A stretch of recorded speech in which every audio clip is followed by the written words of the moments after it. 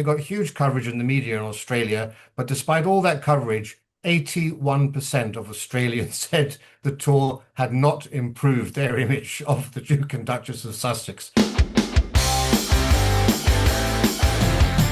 Hi, Kinsey Schofield here. Welcome to Royally Unfiltered, the show that takes you behind palace gates like never before. This week, helping me tackle all the biggest headlines is world-renowned historian Rafe Heydel-Mankoo and former press secretary to the late Queen Elizabeth II and King Charles III, the remarkable Dickie Arbiter. Thank you so much for being here. To both of you, looking sharp, looking handsome. Is this not an ad for Neiman Marcus? These two men, if that's not an ad for Neiman Marcus, I don't know what is. Speaking Flattery of will get you everywhere. speaking of looking sharp, we got a beautiful picture on the Queen's 100th birthday, straight out of Buckingham Palace. They shared this family photograph marking Queen Elizabeth's 100th birthday. The picture, released on Instagram, featured King Charles, Queen Camilla, and surrounded by their immediate loved ones. Dickie, can you tell me a little bit about this photo or anything that stood out to you? It was a great picture. Well, it was a great picture, and it's a unique picture because it's very rare that the family actually gets together en masse. And what is rather nice, beside the 7 full-time working royals, there are 4, I won't call them part-timers because they do quite a lot. You've got the Duke of Kent, who's going to be 91 this year. His sister, Princess Alexandra, who's going to be 80 this year. The Duke of Gloucester, who's going to be 82 this year. And the Duchess of Gloucester is going to be 80. So it's an aging monarchy, it's an aging family, but they do a lot. And to have all of them together is terrific, because normally at major occasions, for example, Trooping the Colour, you only have the immediate working royals, which includes the Waleses, the Edinburghs, Princess Royal. So to get them all together is nice. Nice to see Princess Alexandra, because she is sort of confined to a wheelchair. And to actually see her there was terrific. Duke of Kent still does a lot of work. He has got, to use a phrase that was used when the late Queen was alive, he does have mobility issues. He's 90, he's going to be 91. And it's nice to see them all together and looking very relaxed. Rafe, it was nice to see the Princess of Wales in a color. I didn't realize this, but several people were saying this color, this lilac, this light purple, was one of the Queen's favorites. She also wore a 3-strand pearl necklace that used to belong to the Queen, as well as earrings. So a nice little tribute to Queen Elizabeth from the Princess of Wales. Yes, the Queen loved lilac. It was lovely to see that. And yes, whenever there's any event that the royals attend, great care is taken to actually ensure that everything has added significance. And of course, 100th birthday is a great time to actually pay tribute to the Queen, as the Princess of Wales did. As Dickie said, yes, it's wonderful to see the Glossers and the Kents. I was actually with the Duke of Kent 3 weeks ago. He came to my club, the Polish club in London, of which he's been patron for decades. And he was seated for some of it, but he was walking around as well, actually. So yes, he does have poor mobility, but he's still able to actually get to some events, not that many, but he had his 90th birthday party in the club, and it was great to see him there as well. But of course, as Dickie was quite rightly saying, a wonderful picture, but nobody can get away from the obvious. The next 15 years are going to be rather difficult. The Gloucesters and the Kents are going to retire. The Gloucesters and the Kents are the last royal dukes. Their children won't be royal dukes. They'll just be their graces. They won't have a royal role at all. The only new role that's going to try to replace them may be Lady Louise Mountbatten Windsor over the next 5 years, as she becomes a young woman, whether she'll come into her own. Maybe in the next 10 years, you may see her brother, the Earl of Wessex, take up some duties too. But otherwise, it's going to be about a 15-year wait for the children of the Waleses to actually come of age and start taking up more royal duties. So poor Princess Anne over the next 15, she's 75 now, will be 90 in 15 years. I'm sure she'll still be the workhorse of the royal family, but no doubt on a reduced level. So yes, there are challenges for the family for the next decade, I would say. Dickie, do you think that Edward and Sophie's children will pursue a working royal path, or will they be more like Zara, and stay within the fold, lovingly, tight with the family, but not necessarily representing the family? Because if they do make that pivot to that kind of effortlessly staying out of the public eye, into a shift of a working royal, are contributing in any way that they can. It kind of says to the Sussexes that they were full of it, that they couldn't keep their children protected and also have them work as members inevitably. I very much doubt whether the Edinburgh's two children will become part of the firm. They could quite conceivably, as has happened in the past with Beatrice and Eugenie, being called upon, say, for a garden party to swell the royal ranks, to mingle with something like 8,000 people. But I don't see the Edinburgh children coming as working royals. It's really, I mean, Rafe was saying 15 years. Well, George is 12. 15 years, he'll be 27. Well, he'll be on the royal road before then. And so we're not going to have to wait a long time. But the pressure is going to be, for the time being, on the King and Queen, the Prince and Princess of Wales, and the Princess Royal. Rafe was saying that, 15 years' time, she'll be 90. Well, the late Queen went on to 96. Her husband, Prince Philip, retired at 96, 97. 90 is not old. If I dare say, I'm nearer 86 than 85. And I sincerely hope that at 90, I'll be doing what I'm doing now. So 90 is not old. 90 is the new 50. And I think the Princess Royal will keep going for as long as humanly possible, as long as her physical mobility remains. Mentally, she's very much alert. And 75, as she is at the moment, it's not old. It's a baby. So she'll be with us for quite some time to come. Rafe, can I ask you about the video that King Charles released yesterday? In a heartfelt message for Queen Elizabeth's birthday, he paid tribute to her constant, steadfast devotion and a life well lived. He described her legacy as one of hope, acknowledging that while modern times might have troubled her deeply, her optimism in a brighter dawn offers comfort. I was asked about this yesterday, interpreted as a slam towards former Prince Andrew, and I said I feel like he's dwelling on bigger issues. I don't know, Ukraine, Iran. Like, I feel like maybe that's what he was referencing, less about his. I don't think anybody wanted a mention of Andrew or a hint at Andrew yesterday. No, not at all. It's funny. I did so many interviews yesterday where I was asked this very same question. What did he mean? And depending on the particular political leanings of the channel I was speaking to, they all had their own theory. Was he talking about climate change? Was he talking about Israel and Gaza? Was it Iran? What was it? We don't know. And it's not our place to put words into the king's mouth. We have no idea what he was referring to. But one thing is clear. Some people said, oh, well, should he be making such a political statement? He wasn't making a political statement at all. What he said was the Queen would have been concerned about the state of the world today. We're all concerned with the state of the world today. Whether you are left wing or right wing, everybody is unhappy with the world, maybe for different reasons, but everyone seems to universally be unhappy. I can't recall a moment in my lifetime. I'm only half a century, unfortunately. I'm not yet a baby. But when the world has been more febrile, and certainly the Queen, of course, in her Christmas Day message, which she and her household wrote, would frequently use similar terminology referring to troubles in the world in that same very neutral way. So not a political speech at all, but a very appropriate speech, and a heartfelt speech, of course, of a son paying tribute to his mother, as well as a man paying tribute to his former sovereign as well. I thought it was very inclusive, and I thought it was very warm and touching, and it was good to see the king making that speech in the way that he did. Dickie, I did love that the way he ends it is on a high note, that he wants us to pursue, he wants us to pursue just hope and faith and peace. That's basically what my interpretation was. Am I just glass half full kind of gal, or did you get a similar takeaway from his speech? I got a similar takeaway, and I think Rafe is absolutely right. There was no political message there. The message was, as everybody is saying at the moment, we are living in a troublesome world. He wasn't pointing a finger at any one particular area. You've got to be blind or partially sighted not to know that we're in a troublesome world.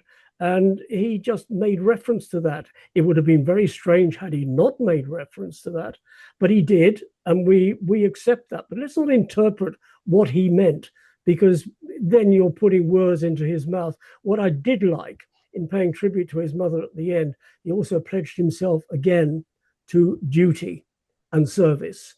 And that is very important in a troubled monarchy that we're living in now. Not so much the monarchy as an institution, but the monarchy with its family issues.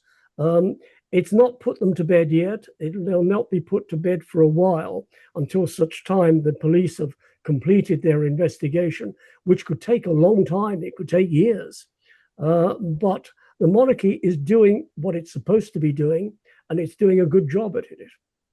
I apologize for not preparing either one of you for this question. I meant to grab a video that I'd been sent. I've been having several people, fans of the British royal family, typically approaching me about this concern. And Dickie, you've addressed this with me, but I will ask you to confirm what you said. There are videos circulating and quotes circulating of both Prince Charles, or King Charles now, but Prince Charles at the time, and Prince William, where people are manipulating them to make it look like both are sympathetic to, I guess it was Islam is a peace, something about Islam being peaceful. And people are coming to me saying that King Charles has secretly converted to the Muslim faith. I mean, Dickie and I've had this conversation before, but I am still receiving angry feedback about this topic. I don't know who's spreading it. I don't know what the ultimate objective is, but it is something that continues to circulate online. Rafe, can I have your take on these rumors that are circulating online? And then Dickie, I'd like for you to reiterate what you've said to me previously. Rafe, have you seen this feedback, and what's your reaction? Yeah. But let's be clear here. His Majesty is a devout Christian. If he was going to convert to any religion, it would be the Orthodox Christian faith, because he's absolutely obsessed by the Orthodox Christian faith. He's gone on many retreats to a monastery on Mount Athos. Of course, his maternal grandmother was an Orthodox nun, and he's actually on record as having criticized the Anglican Church in private letters that embarrassed him for being too politically correct, being too woke, actually. And that's what he didn't use the term woke, but said too politically incorrect. Whereas the Orthodox Christian Church he loves because it isn't politically correct. It's still very traditional. He's a conservative Christian, but he's also always been very interested in interfaith dialogue. He's particularly interested in Islam and Judaism, obviously for obvious reasons, because they're the three religions with Christianity that are monotheistic, but also, of course, with Hinduism, Buddhism, and Sikhism. And he got a lot of flack at Easter time, when on social media, people saw that there was a tweet by the social media team for Ramadan, and that they didn't see one for Easter. And they said, that's it, the king has now basically converted. He doesn't care about Christianity. How dare he not deliver a greeting at Easter? Except he did. It was on Easter Sunday. People wanted it on Good Friday. I'm sorry, you don't get the Christmas message on Christmas Eve. It's on Christmas Day. The greeting that went out on social media came out a couple of days after Ramadan, but it was on Easter Sunday. And of course, every religion gets a tweet done. So it was, Christianity gets Christmas and Easter. Islam gets Ramadan. The Hindus get Diwali. The Jews get Hanukkah. All religions are treated fairly. But just because in the calendar Ramadan came early and there was nothing on Good Friday, you had this utter frenzy, particularly in the tabloids, about him neglecting Easter. He did not neglect it. They got a message. But what Islam didn't get was the king going to a mosque during Ramadan. But the king observed Good Friday. He did the Maundy Monday service on the Thursday, and he went to church on the Sunday. So in a nutshell, every religion gets a tweet on their day, but the king only goes to observe Christian religion, as is his role as head of the Church of England and the defender of the faith. He is defender of the faith, but he also understands that we live in a multicultural society and he has non-Christian subjects. And so he wants to also be a defender of faith more generally, which he is, and he's very interested in all that. You can be interested in Islam and still be a devout Christian. So I really want to put this to bed once and for all. Thank you. Like, if this was a microphone, I'd drop it. That's how good that Also, I should was. say, He's also patron of the Prayer Book Society of 1662, which is the most conservative Anglican prayer book, and he's obsessed with Anglican church liturgy as well, which goes to prove the point as well. End of my rant. Thank I you. love it. I have goosebumps. Dickie, I'm gonna have you said this on the program before. You're like, that's absolutely ludicrous. Can you please pick up where Rafe left off? Well, it is ludicrous, and Rafe is absolutely right. You've got to remember that Charles is the king of the United Kingdom. The United Kingdom is multi-faith. You cannot ignore other faiths just because you happen to be Supreme Governor of the Church of England. It embraces his role, all faiths, all communities, all groups. He's not just king of one group. And as Rafe rightly says, the messages are there. And people mustn't get some ludicrous and bigoted idea that he is converting to something that is not part of him. He was brought up in the Anglican communion. He is very religious. He goes to church regularly. If he didn't go to church regularly, maybe there would be cause for concern that maybe he has converted to another religion. But he is a regular churchgoer. There's concern that William isn't a regular churchgoer. How will he cope with being Supreme Governor of the Church of England? But that's another issue for another day. Charles is a committed Christian. And I wonder, actually, I also wonder how many of the people criticizing him are regular churchgoers, as King Charles is. He's a great proponent of the King James Bible, which he thinks is one of the world's greatest works of literature. And as I say, he regards the coronation service as central, as a sacrament. He and the Queen both believe that becoming sovereign was a sacrament like becoming a priest. And it was a covenant between God, his Christian God, and himself, and between himself and the people. There's a very Christian divine nature to our monarchy. We're the only monarchy in the world where there's a coronation, where the crown is put on the head and you are anointed with holy oil. You couldn't get more Christian than you do with our royal family. Yeah. And when I've spoken to the dean at St. George's, he always says that the king is very curious, asks incredible questions, and that he does say that the king loves his faith. And so I've really struggled with these comments coming towards me like, I'm done. I can't believe that he's not taking up for Christianity. And the reality is he is. You're just seeing headlines. You're seeing headlines from troublemakers. No, it's very true that he is very interested in the Islamic faith, and that's been for decades. For decades he's been very interested in Islam. He's met with imams to discuss theology and so forth. Now, some people might think he's too positive and he's not critical enough of the religion. That's a valid discussion you can have as to whether he's turned a blind eye to the negatives of Islam, but nowhere can you suggest that he's actually considering converting to it. Right. Amen. The other thing is that the late Diana, Princess of Wales, was incredibly interested in Islam. She wasn't a convert, but she was interested in it. And most thinking people are interested in a wide range of subjects, whether it's religion, whether it's political, whether it's social. It's part of learning. It's part of life's learning. That if you are focused just on one channel, your learning power is very limited. So to have a broad sense of learning, Islam, any religion, Judaism, Christianity, you name it, you've got to be interested to know what's going on in the world. You need to know what's going on in other communities. You are not, by rights, allowed to criticize unless you know the history, unless you know what is going on in other parts of the world, with other communities, with other religions.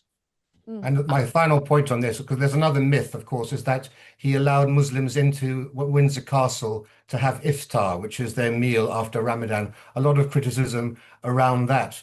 Well, actually, Donald Trump also had Muslims into the White House to have iftar as well. And I don't recall anyone criticizing him for that. So again, I find that very telling. Donald Trump got a free pass. The king didn't. Jews have been in there celebrating, and Diwali for the Hindus and for the Sikhs. All religions have had some sort of events in there. There's no special treatment being given to any one religion. It's a kind of nitpicking, let's have a go at the monarchy, and having a go at the monarchy, have a go at the king, because he has these ideas of supporting things that the mainstream don't support. And does it matter? No, it doesn't matter. He is inclusive in the United Kingdom. He supports everybody. He learns about everybody. He understands people. And no point being king of the United Kingdom, head of state of the United Kingdom, unless you understand the kingdom. And I these mean, people make up the kingdom. I think like one of the issues that I don't know if everyone recognizes, we all do so much UK TV that we probably recognize it more than somebody else that like doesn't watch or do as much UK news as we do, is that the landscape has changed so much in the United Kingdom when it comes to demographics and when it comes to even all of the immigration that the shift in immigration that they've seen in the United Kingdom, that I really do think it's an educational King Charles pursuing an understanding of who these new people are, who these new people are that are there. And maybe hopefully we're getting the word out, Rafe, that it can be innocent and it can just be curiosity. You can never be too overdressed or overeducated. And I think that there's something very charming about a king that's genuinely curious about other people versus just, this is how it's going to be, off with her head. King is trying to reach out to these communities, and it's far better actually to try to help them to assimilate in and show them that they can play a part in Britain and enter the fabric of Britain, rather than have them as some sort of outsider who's never welcomed at all. It's interesting that you bring that up, Rafe, particularly in terms of the youth, because I think the whole business of support for the monarchy is generational. Young people have always been a little bit iffy when it comes to the monarchy. They've got other things on their mind. They don't want to know about the monarchy. They want to get on with their lives. But by the time they've sort of passed 24 and got into their late 30s, their attitudes have changed. And by the time they're in their 50s and approaching their 60s, their attitudes have really changed. And you look at the demographic of those in support of the monarchy, it's very high when you get to the 65 plus. And I think a lot of those 65 plus probably didn't think two hoots about the monarchy when they were in their 20s or in their teens, but attitudes have changed.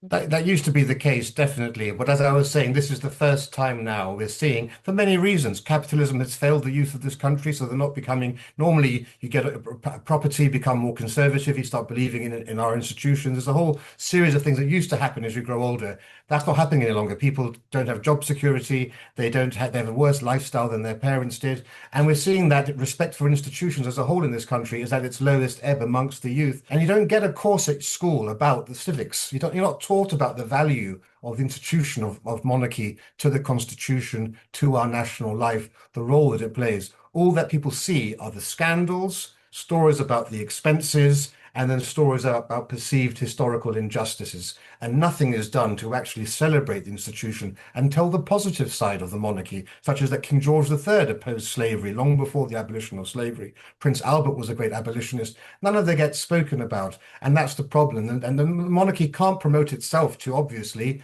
It's up to us all to do it. And we're failing in that task. And we're failing the youth of this country as a result. Well, I don't want to be too harsh on teachers. A lot of teachers do a very, very decent job for a very poor wage. But it is the case that if you look at it, it's not healthy for any group of children to be educated by one segment of the political spectrum.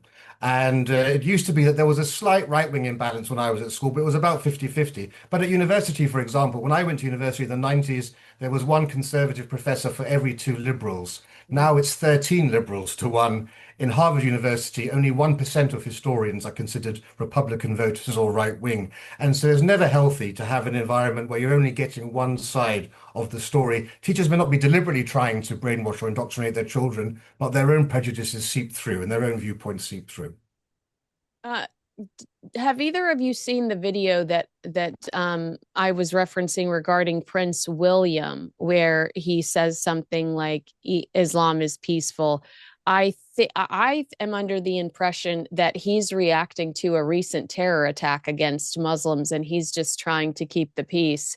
But it's taken out of context, and that's why I'm saying kind of an uproar. I feel like we have defended King Charles against the rumors circulating, but I haven't done enough for Prince William. Does anyone have anything to offer regarding Prince William? This is from April 2019, when he visited Christchurch, New Zealand to pay respects and offer support following the 15th of March terror attacks, where a gunman killed 50 people at 2 mosques. I feel like that's taken out of context to start it at him. I think he was just trying to offer some sort of kindness, but do you not like what he said just in general? No, everything he said was perfectly fine. You know, Okay. a community of law-abiding, peaceful Muslims was horrifically attacked. Many of them were massacred. You'd have to be completely, bigoted not to want to reach out to that community and tell them actually that you're there to support them and that they are a valued part of your community. Look, the majority of Muslims in this country, in the world, in the Anglosphere and the Western world, are very well adjusted and integrated. There's a very large minority that are not, and that's a trouble. But they mustn't lose sight of the fact that the majority are very well integrated, and it's very important that they understand that they are part of the larger community, and their future king is addressing them around one of the most tragic things to have happened to them. But there's nothing wrong with what the Prince of Wales said there at all. He was reaching out to a community that was hurting, and he did it very well. I think we're living in a world today where whatever anybody says, as soon as it's filmed or it's recorded, it can be manipulated and used in the wrong way, in conveying the wrong sort of message. And that's what's happened here, that it has been used, it's been manipulated. Look, there were a few weeks ago, the BBC were accused of manipulating a speech done by Donald Trump, and they did manipulate it. They edited 2 pieces together totally out of context. And now they might be paying the price for it because Donald Trump is suing them for $1 billion. And this is the problem of the world we're living in, that with a bit of manipulation on a computer, a little bit of AI, you can change the whole context of everything. And it's almost getting to a point where people are going to say, well, I'm not going to say anything. Mm. What's the point? Because it's going to be out of context. All right. I mean, I just had this conversation with Robert Hardman about AI videos of Queen Elizabeth, and what is the moral, protocol there? I mean, it feels a little inappropriate. She's a sacred. When it comes to online, there are no moral protocols at all. Mm-hmm. It seems that though, as soon as it goes online, you can do anything and everything. Mm-hmm. There's a lot of anonymity within social media of people saying all sorts of outrageous things, accusing. Look at a few years ago, what was it, 2 years ago, when Princess of Wales was accused of slacking, of not being ill. She was forced into going and making a video to explain that why she's not been seen is that because she's been diagnosed with a cancer and she's receiving preventative treatment. Nobody should be forced into a position like that. Well, Dickie, I'd have to stop you here, because Meghan Markle is the most trolled person in the world. Oh, yes, I forgot that. Yes, she is the most trolled person in the world. I'm surprised she used the world and not the universe. The universe. I know she does love to exaggerate, doesn't she? It'll come next. Come next. You're absolutely right. Let's end on the degenerates. Daily Mail's aggressive reporting on Prince Harry and Meghan Markle. They claim that the Daily Mail Australia leaked and embargoed a schedule and timeline.